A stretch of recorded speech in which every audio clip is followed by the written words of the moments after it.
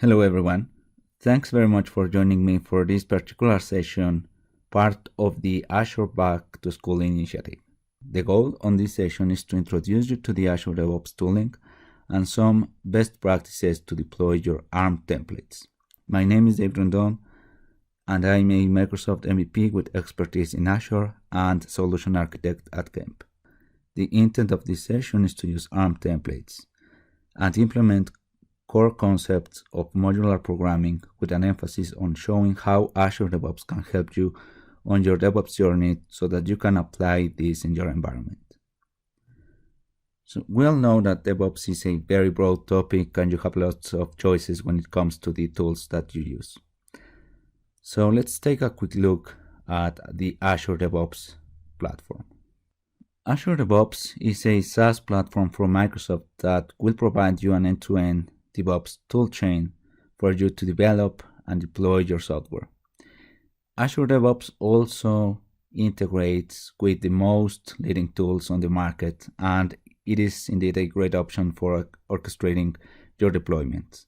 In this case, I previously created a new organization within Azure DevOps called Azure Back to School, and I also have created a new project with the same name.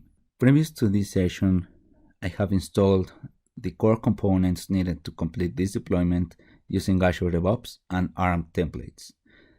So for this, we will need an active Azure subscription, an Azure DevOps account, and also Visual Studio Code with the Azure Resource Manager extension. I will also recommend to install Git on your local machine. So once you have all these tools in place, let's deep dive into the step-by-step process. And as I mentioned earlier, I already have an Azure DevOps account. So I'm gonna head to my Azure DevOps organization. In this case, I have the Azure Back to School organization, and I have previously created a project, which is Azure Back to School. Now, once you have created your project, we can start working with different components as the ports, as the Azure repos, Azure pipelines, test plans, and also artifacts. For the sake of this demonstration, we will focus more on the Azure repos and the pipelines. And for those who are new to Azure DevOps, Azure repos is a set of version control tools that you can use to manage your code. So let's think of scenarios where a dev team develops and maintains the application at the same time that the IT team works on the infrastructure side. When you create your project in Azure DevOps, it creates a default repo for you in Azure repos. There are different ways to initialize a repo. If you go to the Azure repo section, initially, you will find that there are multiple options to initialize your repo. You could either clone the Azure repo to your local machine, push an existing repository from your command line, or import a new repo. Now, a huge benefit of using Azure DevOps is that you can divide automation assets into logical parts like databases, networks, storage, security, and other components. In this session, we are going to deploy ARM templates using Azure DevOps. So it is recommended to work with Azure DevOps using modularization of your ARM templates, as this will allow you to reuse some of these components and also manage and maintain your code. But it also will help you to troubleshoot very easy all your templates. In order to work with modularization, it is recommended to identify what resources have some dependencies. For example, we can have an application with different tiers, right? So you can create an ARM template using Visual Studio or Visual Studio Code with the Azure Resource Manager extension and start developing or authoring your ARM templates based on the tier that you are working with. For instance, you could have a Tier 1 resources folder where you could include your virtual networks, automation accounts, some databases, and storage accounts.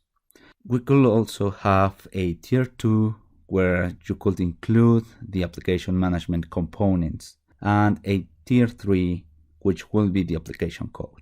So as you can see, Azure DevOps will help us build this environment needed to deploy and provide the source control and versioning tools to better manage the deployment. So for the sake of this demonstration, I have previously created some of these tier 1 templates, including the storage account, the virtual network, the SQL database, and the automation account. As you can see, I have a local repo from the Azure Back to School project, and I have 3 different tiers.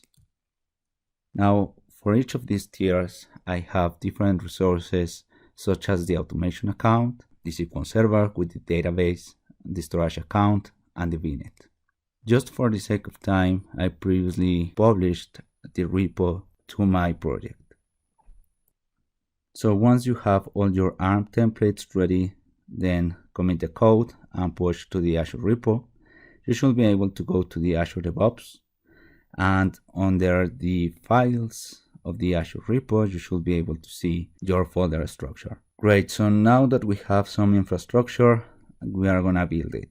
In DevOps, we can automate this process using continuous integration, using Azure pipelines to automate the build process. So for that, what I have done previously in here is go to Azure pipelines. As you can see, I have previously created 4 different pipelines. One pipeline will represent each of the Azure component or resource. So in order to build your pipeline, you just need to go to new pipeline. And then in this case, I'm gonna use the classic editor, right? So when you select the classic editor, you just need to select the source of your code. In this case, I'm gonna use the Azure repos, and then select and then choose the team project and the repo, right? In this case, I'm gonna use the master branch. Then I'm gonna start with an empty job. Now I'm gonna change the name for this pipeline. Now I'm gonna click on the agent job and add a new task to this agent. In here, I'm gonna look for the publish build artifact.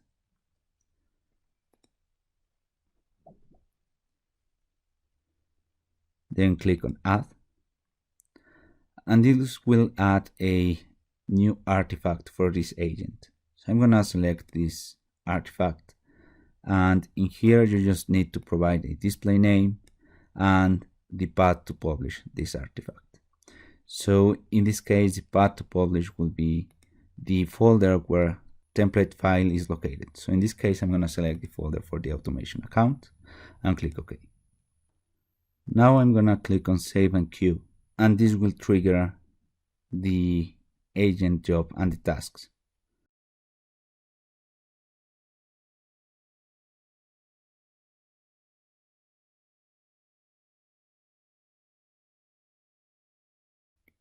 So in a similar way, I have done pretty much the same process for the virtual network, the storage account, and the SQL Server DB. In Azure DevOps, after we automate our build process, we want to automate our release process. So we do this through continuous delivery. In Azure DevOps, we use an Azure pipeline to release our infrastructure and application. You basically start using Azure pipelines releases by authoring a release pipeline for your application. To author a release pipeline, you must specify the artifacts that will be part of the application and the release pipeline.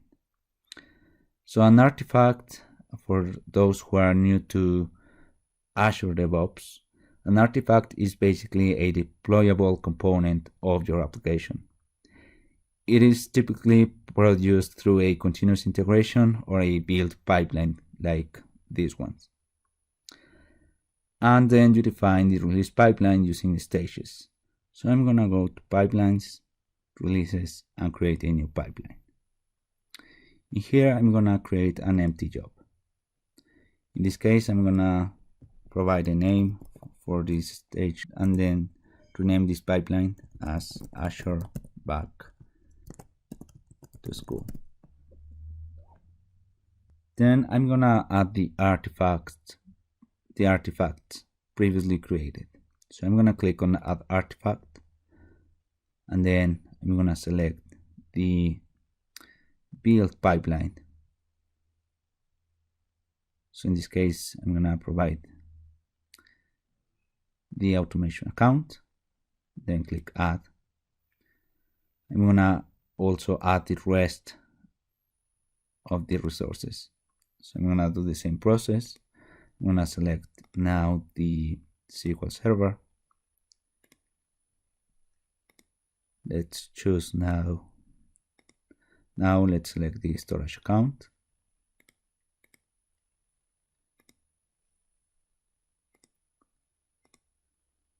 And also the virtual network. Now let's go and click on the tasks for the agent. In this case, I'm gonna select on add a task, and then let's look for the ARM template deployment. Now let's click add. Now I'm gonna provide the Azure Resource Manager connection. If this is the first time you need to authorize the access to your Azure subscription. I'm gonna select the subscription, and then on action, I'm gonna choose create or update the resource group, and then select the resource group. In this case, I have previously created the Azure Back to School resource group, and I'm gonna provide a location. So I'm using currently Central US, so I'm gonna just keep the same region. On the template, this is an important setting, as in here we're gonna choose the folder where the actual resource template is located. So I'm gonna select the VNet. You could potentially have defined previously the parameters on your ARM template, but Azure DevOps also allows you to override the template parameters. So in this case, I'm gonna just quickly override the template parameters. So I'm gonna select the edit option, and then you can see that we can provide the VNet name and the subnet name.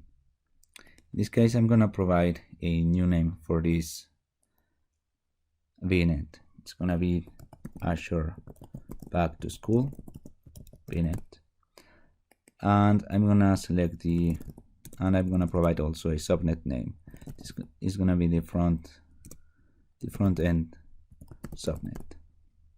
Then click OK. Once you have provided all these parameters, you just need to go and click Save. Now let's click on Create Release. I'm not going to select any trigger for this stage, and then I'm gonna click on Create. Now let's go to the release pipeline. As you can see, the release has been queued. Let's check the details on the progress.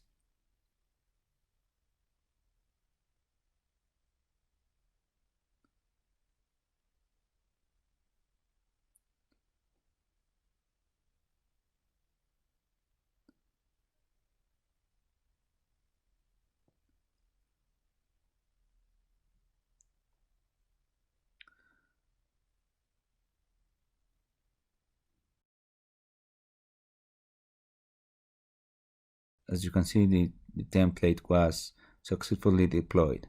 So now in the Azure portal, under the Azure Back to School resource group, you should have the Azure Back to School VNet provisioned. You can perform the same action for the rest of the Azure resources, and then as next step, you can automate the release pipeline. Thank you for watching this session, part of the Azure Back to School initiative. Please feel free to send your questions or place them in the comments of this video. Thank you.